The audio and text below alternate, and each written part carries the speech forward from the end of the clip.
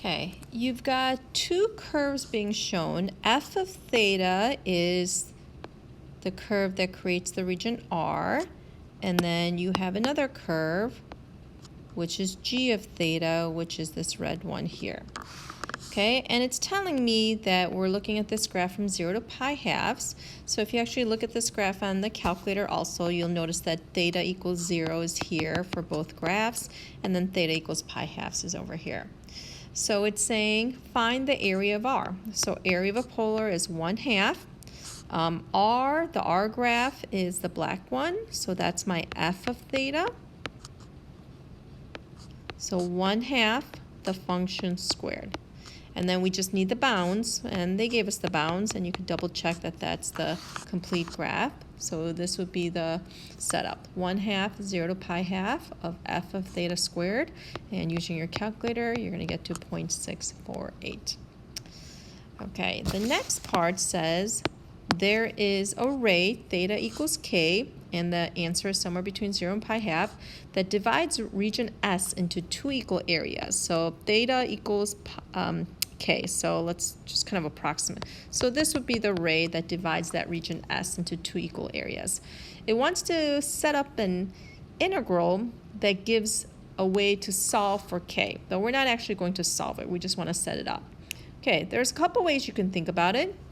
Basically, we just want the area of region S. So if you look at it, region S is really the area of the red graph minus the area of the black graph, right? So we can go from 0 to K. So remember, area of a polar is always 1/2 R squared. So that first region right here that I'm highlighting right now would be from 0 to K of G of theta squared minus F of theta. I'm just going to write it as one integral since the bounds are the same. So this would give me that first region, and I want to know when is this equal to the region from going from K to pi halves of the same thing. G of theta minus F of theta.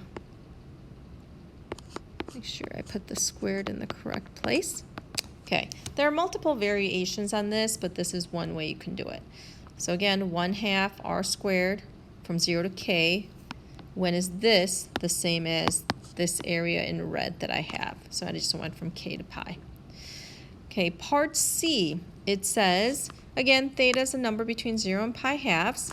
Let W of theta, so there's another function, W, be the distance between the points. So remember, in polar form, we talked about the distance is really the difference in the R values.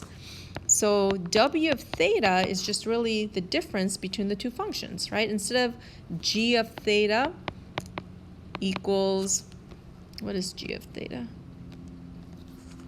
2 cosine theta, this is really your R equation. So subtracting G of theta minus F of theta, and G is the outside function, that would give me the distance between the two graphs, because that's the distance between the radius.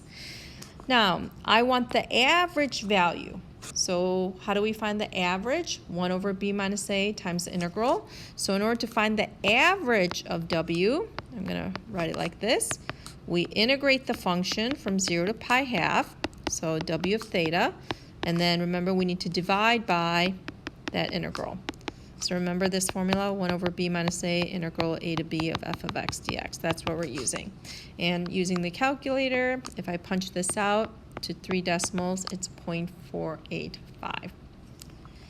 Okay, and then lastly, part D, it says, using the information from part C, find the value of theta for which W of theta is W of A.